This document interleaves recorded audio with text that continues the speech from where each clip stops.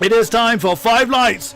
Wind them up and let them go. A lot of wheel spin from Tino there. That's going to put, from Praisinator, and then that's going to put Tino right on the gearbox of the Ferrari into La Source for the first time in anger. That's actually a terrible camera. We'll get on board with Tino then as Praisinator's nearly pushing the Ferrari down the hill. They come to Eau Rouge, then up the hill over Radion for the first time. Not a lot of spray going on. It doesn't look like it from our camera perspective. Might look quite different from a driver's eye line. There is Donoso sticking very heavily to that defensive inside line coming towards Lacom. Here comes Tino. Is he going to try and make a move on Praisinator? Praisinator locked him a little bit into Lacom, but everybody's made it through. Jan Fader and Collis fighting right there, and there's the second Ferrari of Vatkin as well.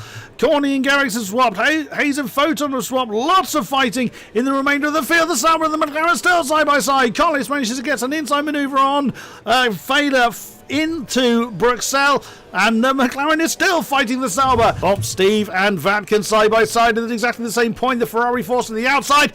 Oh, the tail getting very, very loose for Vatkin. He holds it brilliantly well. Still side by side as they come out of Lacom, now down the hill towards Bruxelles, and the Haas is up a position. Hayes looking to capitalise on it. He's gone very deep at Bruxelles. We're informed at the beginning that there's due to be rain at the start, but many, many times we tried to second guess how long the rain will last for, and got it wrong. Oh, Jan's out! Jan is out! Jan Failer! Oh, there he was. We just saw his car sideways there. That's he's had a problem at Stavolo, I think. The only car that hasn't passed him is Mr. Anker, who's been through the pits, as we know, for that new front wing. Let's see if we can see, as he approaches that same section, what has happened to the McLaren. Unfortunately, we can't select the car himself. I wonder if his car's probably gone by the time he gets there. And it's just coming through Paul Frey now. Yeah, his car's gone, but there's wreckage. Oh, you can see the carbon fibre. Wow. Yeah, so he's had a swapper on as he's come through, and Steve is out. Oh no, another one that's had trouble. What happened to Steve? There is Steve. What happened? He's halfway down the straight. I don't know.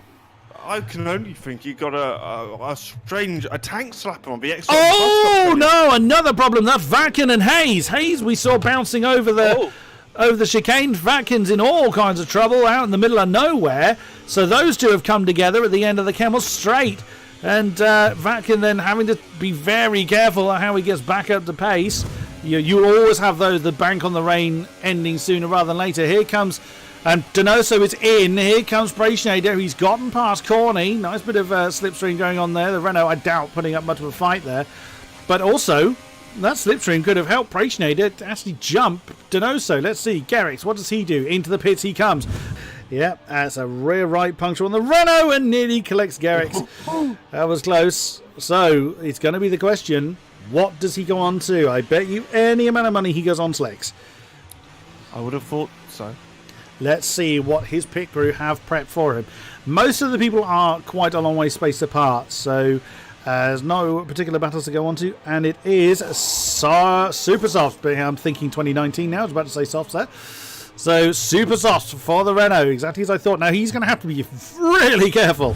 So penalty or not, it's not going to make a difference. Your winner here in Spa is the Ferrari of Fabrizio Donoso. Very, very nicely done. Second is going to be Praisinator for Williams. It's rare to see the Williams that way round, but Praisinator, again, a brilliant drive. Tino hanging on to that podium record of his for this season. Every time he's finished, he's been on the rostrum somewhere.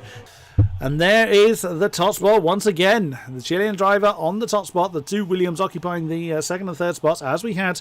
Well, we didn't have it. Oh, yes, sorry, big one. We did have it last week.